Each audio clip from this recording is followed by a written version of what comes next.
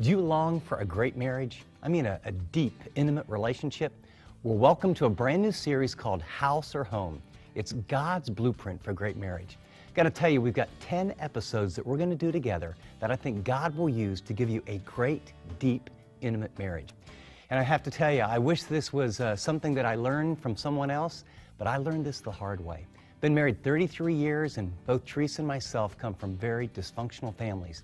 And so what you're going to hear is how God can actually break through and take some of the most difficult issues in your marriage and bring about good. Ready? Let's go.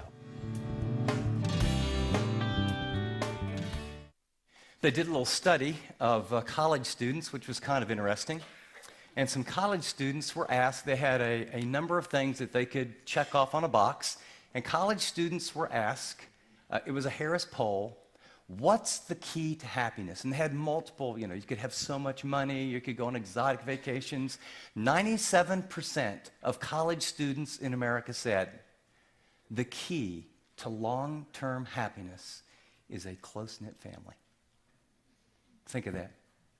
The key to happiness, to long-term happiness, is a close-knit family. Now, the problem is most of them won't experience that. They really won't. I mean, the family is in really big trouble. And I'm not going to bore you with tons of statistics. I'll give you a quick flash. Only 25% of all the families in America right now have a mom and a dad in the home with kids. Think of that. Experts, these are secular resources. The classic quote, mother, father, kids of that union, is becoming rapidly extinct. The fallout from that is staggering. 1/3 of all the people who go through a divorce will live below the poverty level. I mean, the implications are staggering, not just socially and spiritually and emotionally and for kids, but economically. The Christian family has not been immune to the fallout. In some areas, we now have Christian families whose divorce rate is higher than non-Christians. In some measure, because 60% of all people live together before they get married. And so some people just don't get married, so they don't get divorced. So it sort of skews. Over half today, think of this, over half of all the children that will be born this year will be born out of wedlock. The two greatest devastating things of the family are children born out of wedlock and divorce. What happens when children are born out of wedlock and when a divorce occurs is that there isn't a mom and a dad in a family. Now, this is secular research. When you have a home where a father is absent, it is the highest predictor of poverty, violence, future felons, depression, teen suicide, promiscuity, gang involvement, and drug use. I mean, this is just the facts. See, what happens is we start talking about marriage, and we start talking about being fulfilled, and we start talking about it's not really working, or as one guy casually told me the other night, I was doing some ministry in Florida, and we were talking, he was talking about his grown son. He said, yeah, he was married for a few years, but it just didn't work out. And so now he's doing, it was kind of like, he bought a car, carburetor didn't work. It was kind of a lemon, just didn't work out. That's the attitude we have. That's how you think about divorce today. That's not how life works. It's different when you're below the poverty level. It's different when, especially, of all the people that divorce impacts, the number one, all children, but men. Young boys struggle the most with divorce. Over 80% end up spending the majority of their time with women. They never learn what it means to be a man. The discipline and structure that they need with a father either in and out or gone never happens. And all those statistics I read, the highest predictor, it's not growing up in the inner city. It's not some of the things you would think. The highest predictor of the 10 largest problems in our world that you never want to happen for your kids is when divorce or unwed mothers have kids and there's not a man around. Experts attribute the primary cause of family disintegration to the increased failure to hold marriage and marriage commitments in high esteem. Now I'm going to bang on that one. This is, again, secular research. Experts say the reason the family is disintegrating is the failure to hold marriage and marriage commitments in high esteem. In other words, just you're married, if it works, great. If not, too bad. I mean, almost everyone you know has had a divorce or two. I came across an article by a sociologist from Harvard. University of Harvard sociologists once studied the rise and the fall of every major empire in world history. More specifically, he traced what happened to the family. His book was called The Family and History. He concluded that families go through three distinct phases, the last occurring before each major empire fell. In his book, Family and Civilization, he listed these characteristics of families in the final stage. This is what happens in empires in the final stage before total disintegration and the empire is lost. Studied all the empires of the world. Marriage lost its sacredness and alternative forms of marriage were advocated. 2, feminist movements flourished. Number 3, parenting became more difficult. Number 4, adultery was celebrated, not punished. Now, by the way, this is some of the reasons marriage is so hard. Now, if you just watch a couple hours of primetime TV, you catch the news, you rent a video here, you rent a video there, and even if you're rather selective, 94% of all the sexual acts in relationship that you see on television and the movies is between two people that are not married. That's what your 13-year-old sees. That's what your 11-year-old sees. That's what your 9-year-old sees. That's what gets poured into your mind. And you know what happens? You are what you think. I am what I think. If I have a steady diet that the great sex, the great relationships, the great excitement is not in marriage somewhere else, you start believing that, then you start comparing what you don't have with this fairy tale of what you think other people have. And then if you do the math, which we don't, you would ask yourself, now let's see, this is a story, this is a movie, this is a book, are these real people? No. Well, what about the people who play these real people? How are their marriages doing? Ooh. Wow. See, the belief that if I was beautiful, if I was rich, if I was famous, if I was great in sports, if I could live wherever I wanted, if we had a second house, if I could have, then, well, wait a second. That's what those people have. And they change partners like underwear. Right? And yet, we as Christians unconsciously move and drift and gravitate and follow the same patterns. By the way, he goes on to talk about, of course, the Roman Empire and all the rest. And I want to camp a bit on this idea of not holding marriage in high esteem. If 97% of us, and I think we would all agree, a close-knit family, I mean, we all know people that have money. We all know people that are successful. Well, we all know people that, can do certain things great. But you know what? Sitting alone in a house on Thanksgiving in front of a TV or growing old by yourself when you've messed up or alienated people, I mean, there's probably nothing worse than being alone, alienated, and looking back on a life of regret of all the people that you've hurt. So we all know there's lots of people that maybe haven't been super successful or famous or rich that have deep, abiding, close relationships. And down deep, what we know and what the Bible teaches, they're rich. They have the life that's really life. And what I want to do in our time tonight, I thought before, now we're going to talk through a passage in Ephesians chapter 5. We're going to learn what a man needs to be, what a woman needs to be. We're going to learn what a woman needs to do and what a man needs to do. We're going to get super practical about how that works. But if we don't ask and answer the question, what exactly is marriage? I mean, what did I do when I got married, and how do I need to see it, and how does God see it, and how do I need to think about it? If I don't do that, I will just guarantee what will happen. Under pressure, in a weak moment, you'll either do something stupid, say something stupid, or give up way too soon.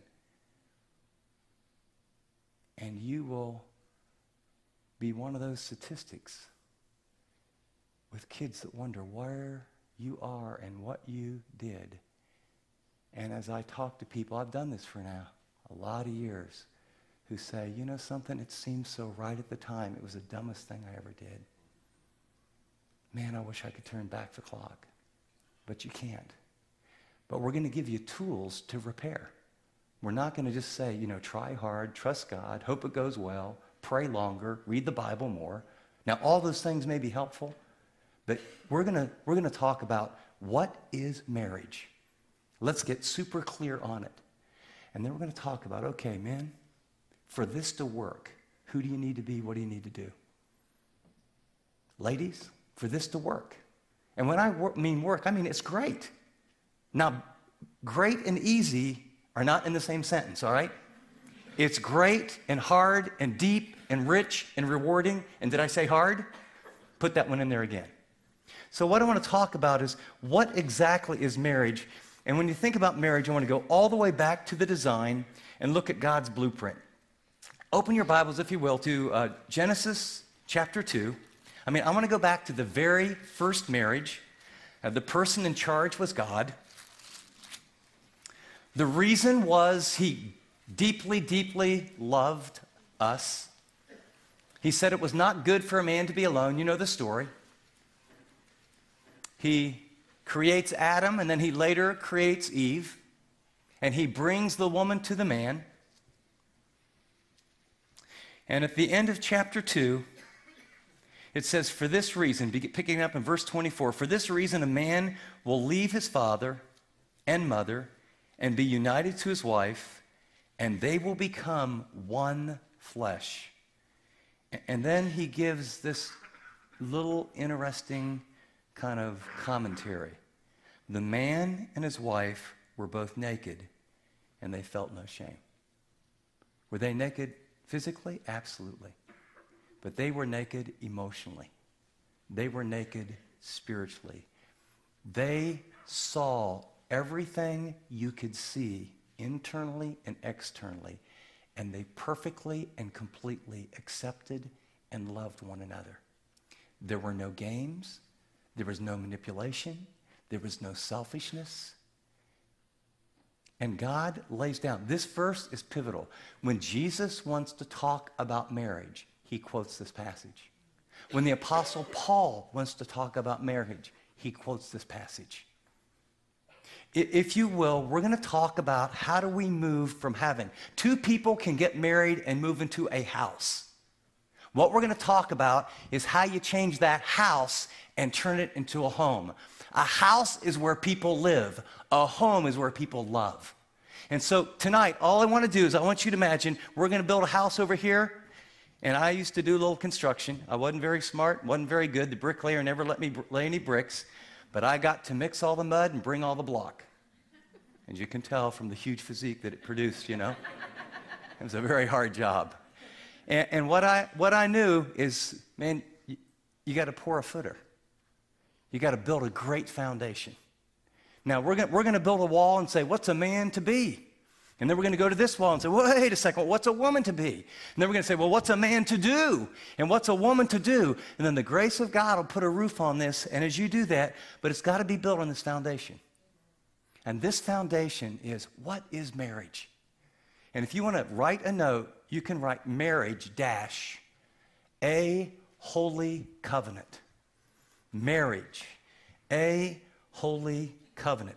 I want to outline in visual form for you, and you can jot this down on your notes if you like. Let me give you a picture. It's an equilateral triangle that dissects this one verse, Genesis 2:24, and gives you a picture of when God says a man leaves, cleaves, and becomes one flesh, what he's talking about. This is the blueprint. This is the design.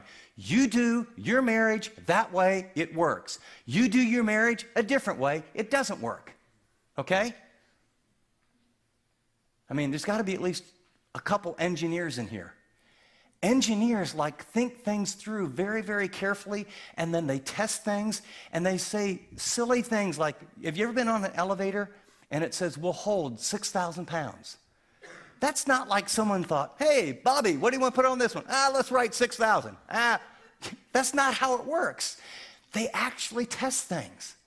Now, the problem is, and I've been on these, and especially other countries, you get in, they push back, you get in, you get in. You can probably put 6,500 and it'll go a few times. Maybe 6,800 it'll go a few times. And what happens is you can violate what the engineers design for a little while, and you can think and get away with it until the balcony falls when there's too many people out there, or when the elevator snaps, or when the bridge collapses. God made a design for your marriage, and the emotions can carry you for a while, and a little self-help can carry you for a while. But if you don't do marriage by the architect and engineer's design, it won't work long term, and it won't work well. Observation number one, and this is that notice that God is at the top of the equilateral triangle. Are you ready for this? Marriage is God's idea. I've done some other teaching, and I won't go into it, but multiple other options, living together, commune, they just don't work. Secular research, again, they just don't work. Marriage is God's idea. One man, one woman, together forever. Observation number two, the goal of marriage, notice in that triangle where it says oneness, you've got man at the bottom, woman. If you, on your paper, just draw an arrow toward one another. Go ahead, do that. And then just write the word oneness, or in psychological terms, we'd write intimacy. That was the goal. God wanted the man who was alone to have oneness, to have bone of his bone and flesh of his flesh, to be able to look into someone's eyes who really understood him, to be loved and to be cared for, warts and all. And notice there's three aspects the way God has made us. He's made us as spiritual beings. He's made us with a soul, mind, will, and emotions. And he's made us physically. And this oneness is in all three areas. You might put, in terms of, put an arrow out for where it says spiritual. God's goal in marriage that you would be soulmates with your husband or your wife. The Bible calls it the co-heirs of the grace of God. He wants you spiritually connected. It's not like you're supposed to pray together and read the Bible now and some, and if you don't, God gets mad. No. He wants your heart open to him and her heart open to him, and your heart's connected spiritually. All these things go together. Second, he wants you to have soul oneness. And right next to this, best friends. He wants you to have fun together. Remember when you used to date and have fun and take walks and goof off? And see, what you're going to see when we go through this is some of the stuff that was critical that drew you together, under pressure and financial pressure and little kids and not so little kids, you realize you're not doing it anymore. If you keep coming up to the plate and you don't swing, you don't get many hits. It's my baseball insight. You can be married and be committed, quote, to one another, and allow everything and everyone, work, kids, demand, financial pressure, an in-law here, a struggle there, and pretty soon all you focus on is what's not working. And there's not spiritual connection to sustain you. And there's not soul connection.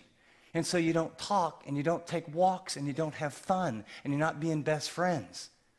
The third area of oneness is of the body. God wants you to be passionate lovers. He says the marriage bed is holy. Now, by the way, it's always interesting because God has made this in such a way where we're desperately dependent on him. Because when I talk to women, I've done quite a bit of counseling over the years, and other than theology and education, my background was in psychology. So when you counsel with women, and I don't never do it alone, and I don't kind of do it anymore. We have people that are way better. But it's always inevitable. He doesn't talk to me. We don't share deeply. He doesn't tell me what's on his heart. we never pray together. A woman feels loved when there's communication and connection.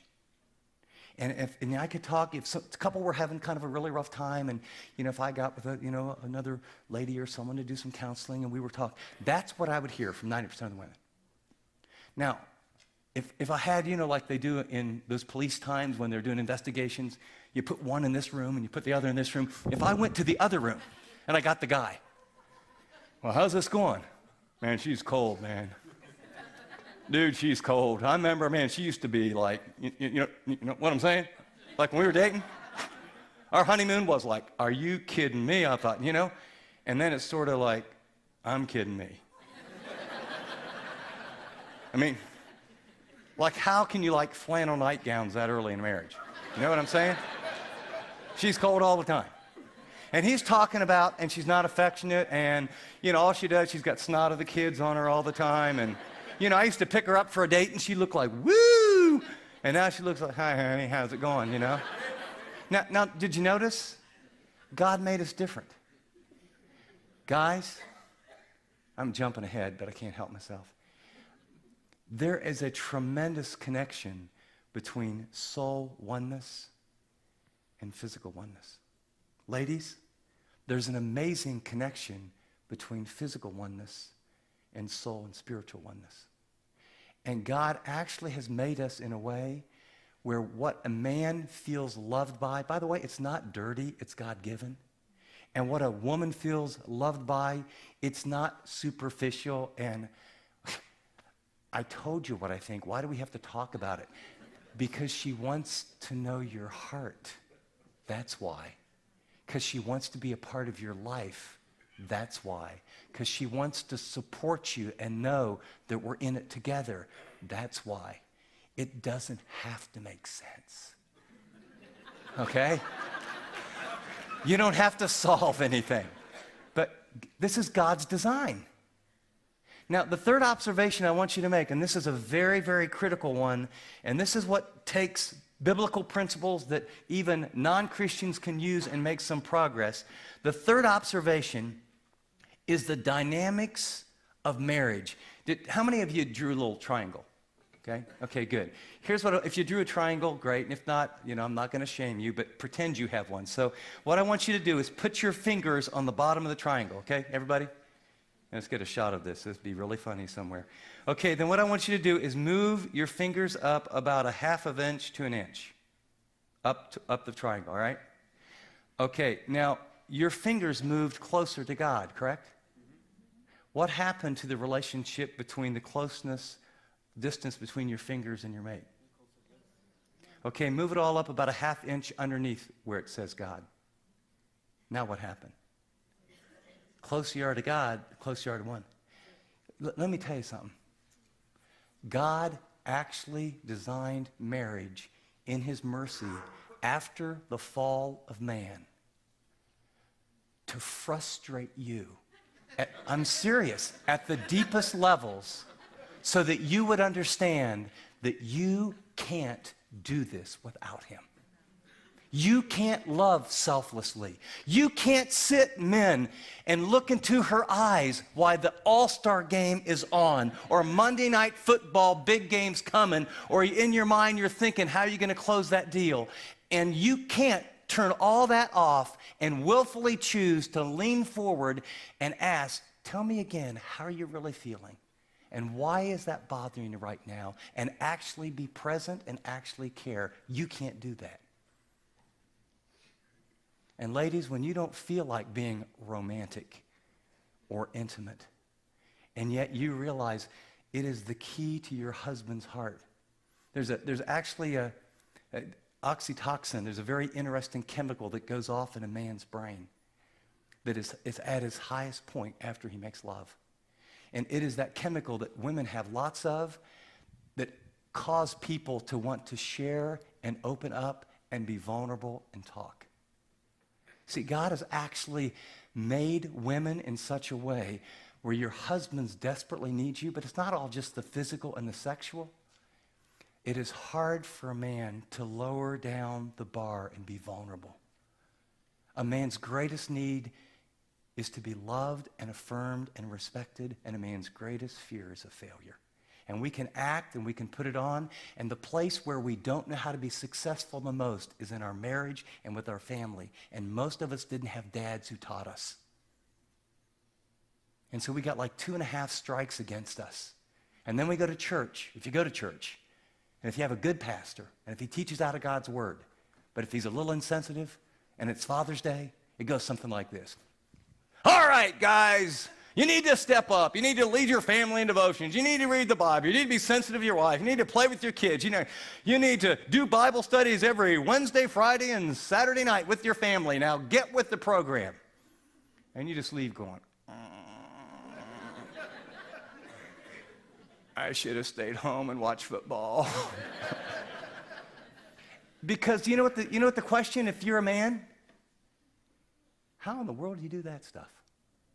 I know how to make a living. I know how to do work. I went to school. I know how to make money. But everything, all that stuff, my dad was an alcoholic. My dad never verbalized out loud, I love you, until he was in his mid to late 50s. He'd been a Christian for a couple years. As we close today's program, I hope you got the basic of God's blueprint. It's that equilateral triangle, and he's at the top. And as you go up that triangle, what you find is you get closer to God, you get closer to each other. The greatest thing you'll ever do for you, your mate, your kids, and your future is become a man or woman that seeks God, that knows God, that walks with Him. It's becoming a follower of Christ. And you know, you can't do that watching the television. And so what I want you to know is that there's probably a good Bible teaching church that's close to where you live. You probably know at least one person you'd say, now, they're a great Christian. I'd like to be like them. That's where the power is for real change. Can't wait to see you in our next time at Living on the Edge. And until then, dig in and go with God.